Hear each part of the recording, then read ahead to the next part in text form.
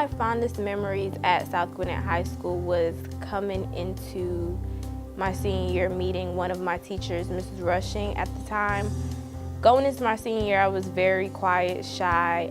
When I met her, she kind of just brought that bubbly personality out of me. We always had conversations in class, and she always told me that she saw me going very far with what I wanted to do. And she actually helped me decide what I wanted to do in life, because I was kind of confused at one point in time.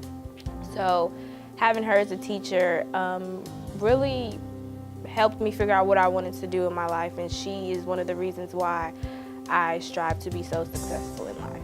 I have 5 older siblings. They all graduated from South Gwinnett, starting in '68 and all the way up then to me in 1982. South Gwinnett was a big part of my life, and I wrote an article in Gwinnett Citizen not too long ago, and what I said was, I'm so glad I paid attention, and I really did pay attention to everything from 9th grade all the way through. I didn't miss anything. I was at all the games, all the dances. And I love that all the teachers were so involved with us. You know, they made sure we was okay at the dances, made sure we was getting home okay. I was fortunate enough to be taught by one of the most influential people in my life, if not the most influential non-family member in my life. And her name was Marlene Melvin. I just happened to sign up for her law class because I really enjoyed her. She cared. She was jovial. She was passionate. And you could tell that. I really didn't know what I wanted to do with my life at that point. I didn't know really what direction I was going in. I knew I was going to college, but that was pretty much the end of it. And she told me one day after class, she said, if you don't go to law school, you are wasting a God-given ability. On November 2nd of 2007, I was sworn in as an attorney with Judge Pamela South in the Gwinnett County State Court as an attorney. And Miss Melvin was there to watch me get sworn in.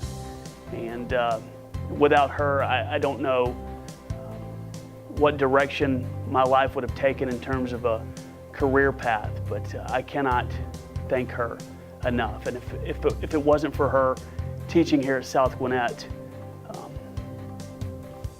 who knows how my life would be different. So that's how South Gwinnett and specifically Miss Melvin changed my life.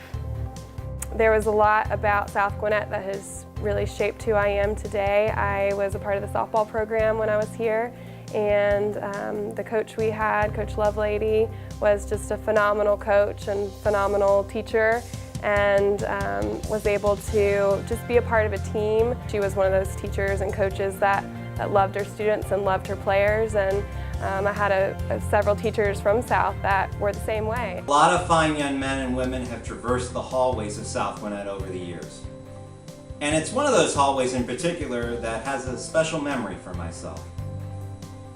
During my sophomore year at South Gwinnett, what was half of what is now the A building was actually completed. When I went into the A building for the first time, I noticed a lot of differences between the A building and the other 5 hallways that we had at South Gwinnett High School. The hallways were wider.